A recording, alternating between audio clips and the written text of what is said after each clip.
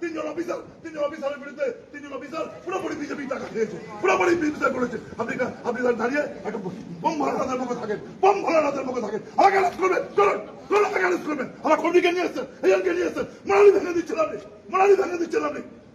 আপনার নিয়ম আছে, ফোকাস করুন, নোটিস করুন যে আপনি তো কি কি অভিযোগ আছে।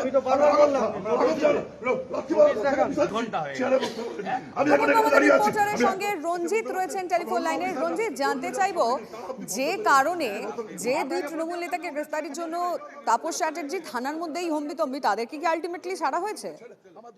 একদমই, দেখো তাদেরকে ভোর ঠিক 4:30 নাগাদ তাদেরকে ছাড়িয়ে নিয়ে যায়। তোমাকে জানিয়ে রাখি, মূলত গত 23 তারিখে নারায়ণপুর বাবলাতলা যে বিজেপির প্রচার ঘিরে উত্তপ্ত পরিস্থিতি তৈরি হয়েছিল, বিজেপি স্টেজ ভাঙচুর করা হয়েছিল, ইট বৃষ্টি করা হয়েছিল, সেই ঘটনায় নারায়ণপুর থানা গতকাল রাতে দুজন তৃণমূল কর্মীকে গ্রেপ্তার করে তাদেরকে নিয়ে আসে নারায়ণপুর থানায়। এবং ভোর ঠিক 4:30 নাগাদ রাজারহাট নিউ টাউন বিধানসভা কেন্দ্রে তৃণমূল কংগ্রেস প্রার্থী তাপস চট্টোপাধ্যায় থানায় গিয়ে 3 অফিসারের ওপর ক্ষোভ উগড়ে দেন এবং থানার ইন্সপেক্টর ইনচার্জের ওপরও ক্ষোভ উগড়ায় এবং তাদেরকে বিজেপির দালাল বলে আখ্যায়িত করেন এবং বিক্ষোভ দেখাতে শুরু করেন। পরে ওই ছবিটা দেখালাম আমরা, রঞ্জিত নজর রাখুন।